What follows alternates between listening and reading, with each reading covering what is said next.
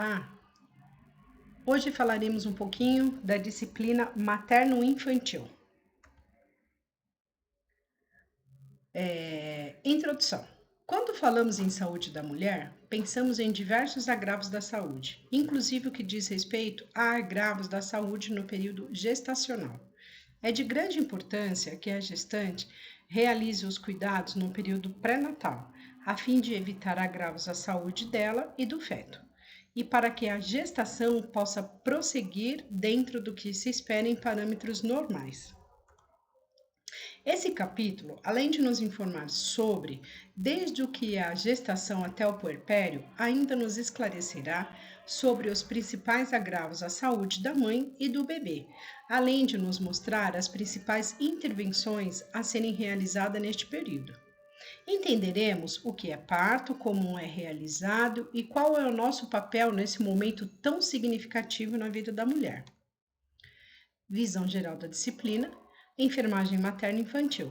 Disciplina obrigatória nos currículos do curso de enfermagem. Proporciona meio capaz de favorecer ao educando conhecimento sobre uma das áreas específicas e prioritárias do Programas da Saúde. Sua temática, voltada à assistência e às outras atividades pertinente à atenção à mulher no seu ciclo gravídico puerperal, bem como ao recém-nascido, tem como perspectiva o desenvolvimento da postura técnico-operativa dentre a clientela, que permita uma realidade e conhecimento posteriores, atitudes críticas e inovadoras. Seu objetivo geral será prestar assistência de enfermagem à mulher em seu ciclo gravídico e ao recém-nascido, bem como propiciar meios capazes de desenvolver conhecimentos e habilidades em assuntos de assistência obstétrica neonatal, objetivando criar condições e qualificação ao profissional dos educados. Visando a enraizar questões que possibilitem reflexos a serem transformadas em ação concretas de uma assistência humanizada de uma forma holística da saúde da mulher e recém-nascido. Neste contexto, a enfermagem materno-infantil irá identificar quais as ações a serem realizadas em busca de melhoria nas condições de atendimento, definir conceitos básicos dos assuntos abordados, relacionar as principais manifestações clínicas da gravidez no puerpério, recém-nascido normal, suas intercorrências e complicações. Descrever características importantes e aplicar técnicas de enfermagem específica na assistência obstétrica, neonatal e ginecológica.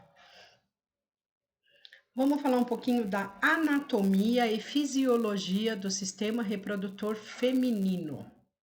O aparelho reprodutor feminino, ou sistema reprodutor feminino, é o sistema de órgãos da mulher envolvidos na reprodução. São constituídos por dois ovários.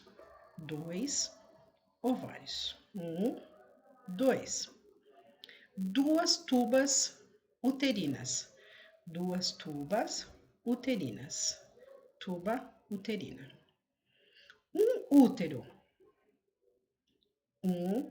Útero.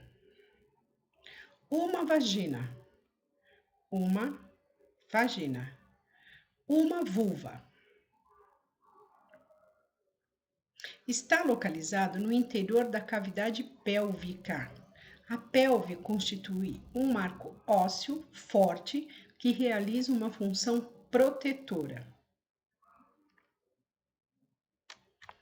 A vagina é um canal de 8 a 10 centímetros de comprimento de paredes elásticas que liga o colo do útero aos genitais externos. Contém a cada lado de sua abertura, porém internamente, duas glândulas, denominadas glândulas de Bartholin, que secretam um muco lubrificante.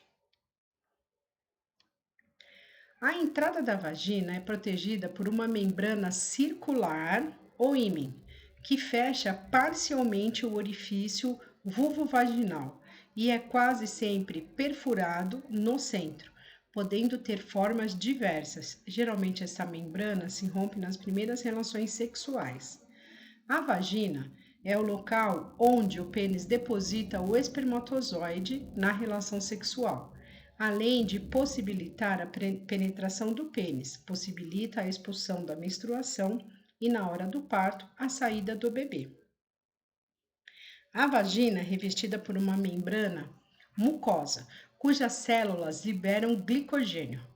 Bactérias presentes na mucosa vaginal, que são os lactobacilos, fermentam o glicogênio, produzindo um ácido lático, que confere ao meio vaginal um pH ácido, que impede a proliferação da maioria de micro-organismos patogênicos. Durante a excitação sexual, a parede da vagina se dilata e se recobre de substâncias lubrificantes, produzido pelas glândulas de Bartholin, facilitando a penetração do pênis.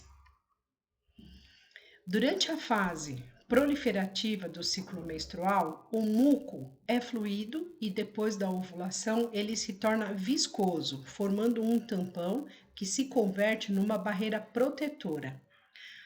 As características de fluidez ou viscosidade do muco cervical dependem, respectivamente, da ação hormonal, que é o estrógeno e o progesterona.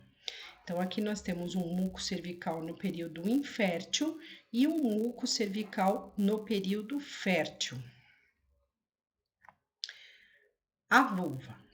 A genitália externa, ou vulva, é delimitada e protegida por duas pregas cutâneo-mucosas, intensamente irrigadas e inervadas, denominando os grandes lábios. Grandes lábios. Na mulher, em uma idade pós-puberdade, os grandes lábios são cobertos por pelos pubianos. Pelos pubianos.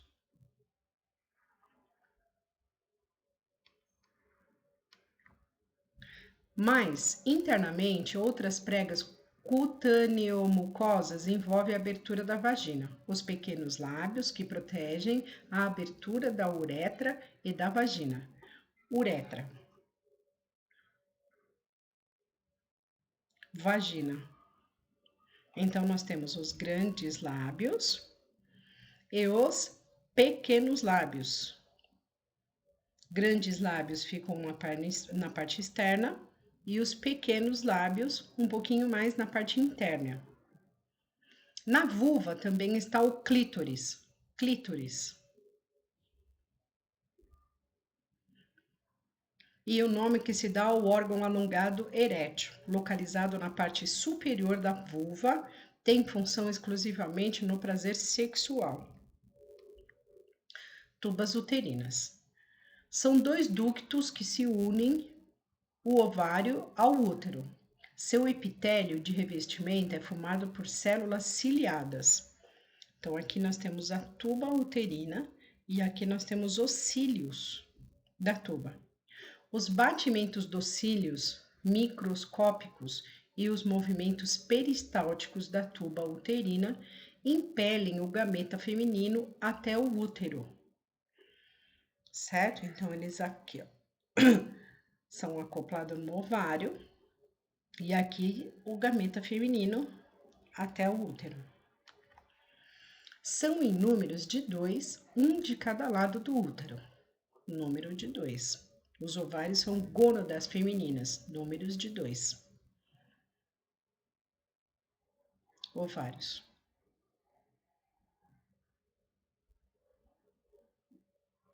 Produz estrógeno, progesterona. Tem forma oval e também produzem os ovocitos. O estrógeno, nome genérico do hormônio feminino produzido pelos ovários, estradiol. Então, nos ovários, nós temos o estradiol, que é um hormônio. Desenvolvimento do feto e a menstruação. No final do desenvolvimento embrionário de uma menina, ela já tem todas as células que irão transformar-se em gametas em seus dois ovários. Essas células, os ovocitos primários, encontram-se dentro da estrutura denominada folículo de Krafft ou folículo ovariano.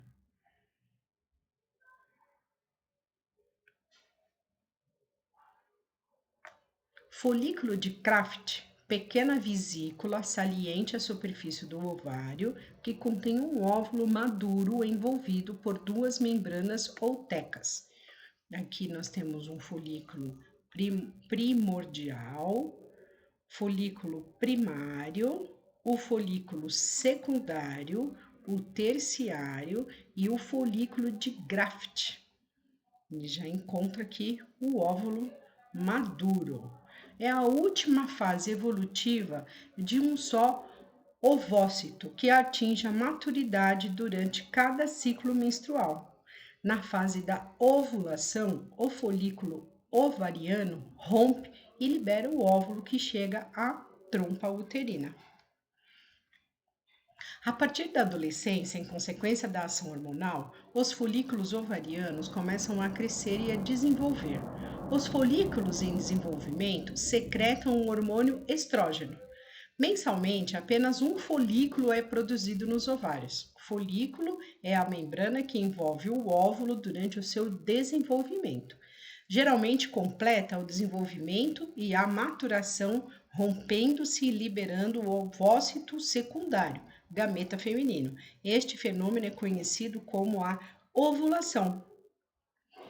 Após o seu rompimento, a massa celular resultante transforma-se em um corpo lúteo ou amarelo, que passa a secretar os hormônios de progesterona e estrógeno.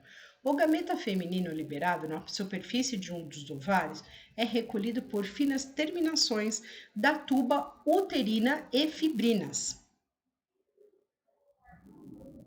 Com o tempo, o corpo lúteo regride e converte-se em um corpo de albicans, ou corpo branco, uma pequena cicatriz fibrosa que irá permanecer no ovário.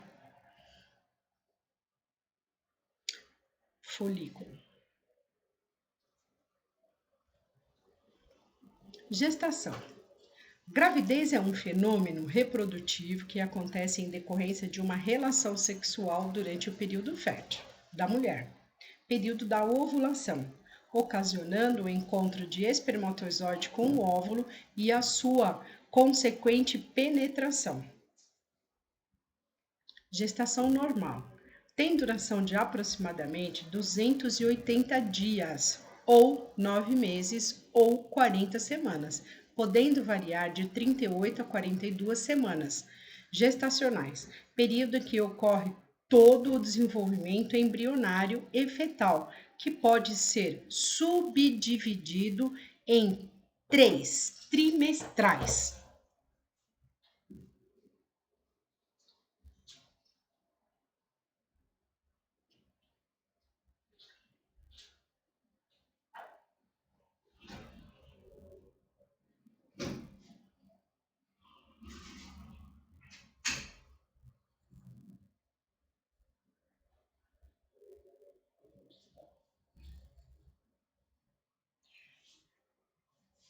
Cada trimestre, por sua vez, é formado por 12 a 14 semanas de gestação, durante as quais ocorre a estruturação de um novo ser, fundamental à sua condição humana. Tal fenômeno traz diversas modificações no organismo e na vida da mulher. Visando seu maior reconhecimento, identificaremos a seguir os sinais e sintomas gestacionais mais comuns e que auxiliam o diagnóstico. Sinais de presunção são os que surgem gestação decorrente principalmente do aumento de progesterona. Amenorreia. Amenorreia é a ausência da menstruação. Podem ser primárias, quando aparecem na adolescência, e secundárias, quando presentes em mulheres ou adolescentes que já menstruam e cujos ciclos se interrompem por menos de 3 meses. Frequentemente é o primeiro sinal de alerta para uma possível gestação. É uma indicação valiosa para a mulher que possui menstruação regular. Entretanto, também pode ser o resultado de condição como, por exemplo, estresse emocional, mudanças ambientais, doenças crônicas, menopausa, uso de métodos contraceptivos, entre outros. Náuseas. Com ou sem vômitos, sua ocorrência é mais frequente pela manhã. É denominado enjoo matinal, mas pode ocorrer durante o resto do dia. Surge no início da gestação e normalmente não persiste após 16 semanas. Gravidez. Alterações mamárias ocorre o aumento da sensibilidade, sensação de peso latejamento e aumento da pigmentação dos mamilos e auréola. A partir do segundo mês, as mamas começam a aumentar de tamanho, ocorrendo a galactopiose, que é a elaboração do leite pela glândula mamária. E após ocorre a prolactina, hormônio produzido pela hipófise, importante para a produção de leite e outras funções orgânicas.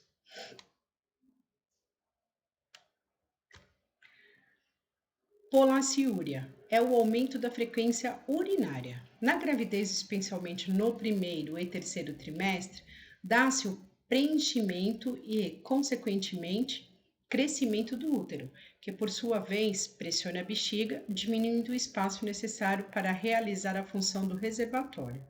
A esta alteração anatômica soma-se a alteração fisiológica causada pela ação de progesterona, que provoca o relaxamento da musculatura lisa e da bexiga, diminuindo a sua capacidade de armazenamento. Vibração ou tremor abdominal. É um reconhecimento dos primeiros movimentos do feto pela mãe, as quais geralmente surgem por volta da 20ª semana. Por serem delicados e quase imperceptíveis, podem ser confundidos com flatulência.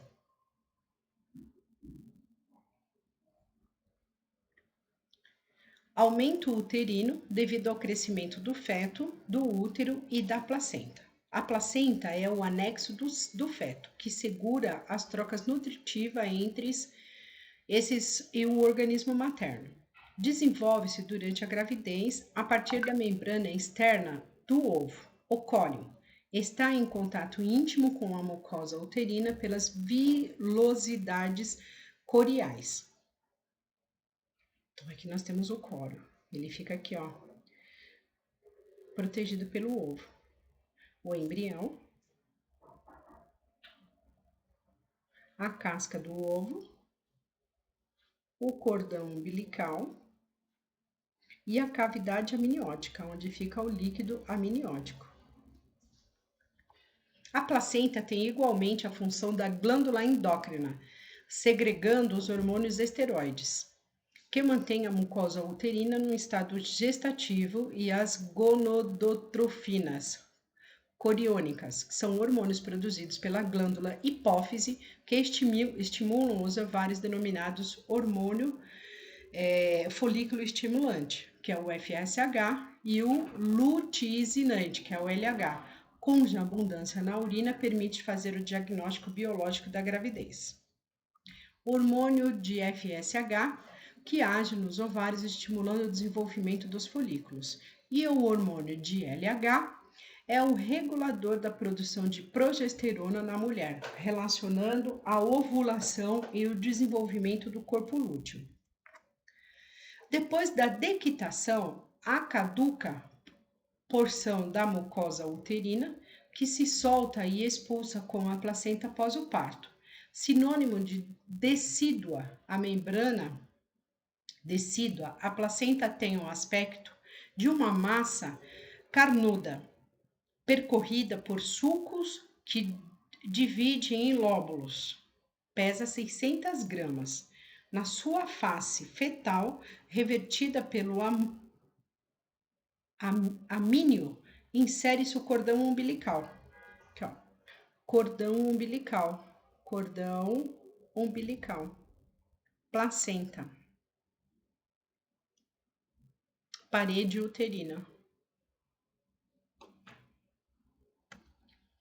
A mudança da coloração da região vulvar Tanto a vulva como o canal vaginal torna-se bastante vascularizado, o que altera sua coloração de rosa avermelhado para azul escura ou vinhosa.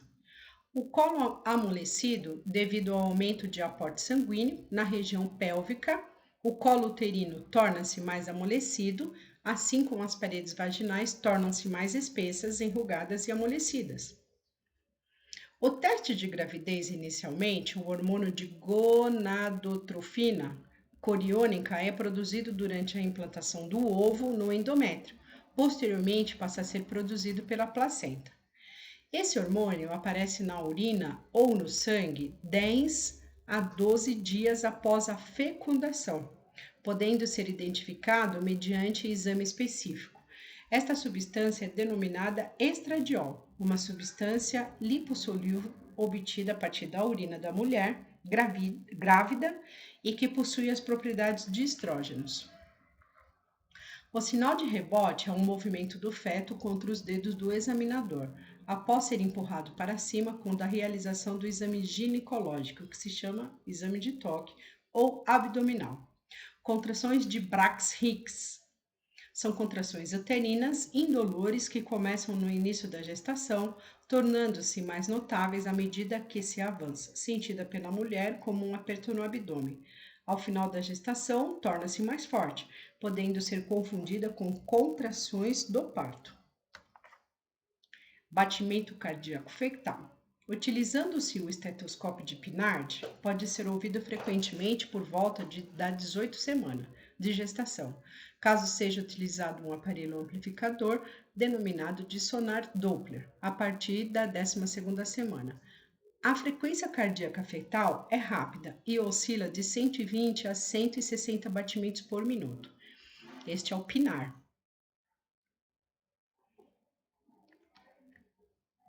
Contornos fetais ao examinar a região abdominal, frequentemente após a 20ª semana de gestação, identificamos algumas partes fetais, polo cefálico, pélvico, dorso fetal. Feto é denominado um produto de fertilização a partir da 8ª semana de gravidez até o parto. Movimentos fetais ativos. Durante o exame, a atividade fetal pode ser percebida a partir da 18ª a 20ª semana de gestação. A utilização da ultrassonografia facilita detectar mais precocemente os movimentos.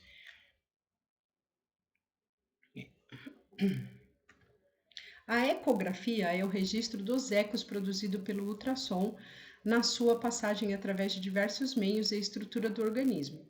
Empregue como meio de diagnóstico. Esse registro faz-se após a transformação de ecos em sinais luminosos por meio de um sonógrafo. O exame assim obtido é uma ultrassonografia. Visualização do embrião. O produto de fertilização de um óvulo pode pôr um esperma durante as primeiras 8 semanas de desenvolvimento. O feto, pela ultrassonografia, pode mostrar o produto de concepção, o embrião, com 4 semanas de gestação, além de mostrar a pulsação cardíaca fetal nessa mesma época. Após a 12ª semana da gestação, a ultrassonografia apresenta grande precisão diagnóstica.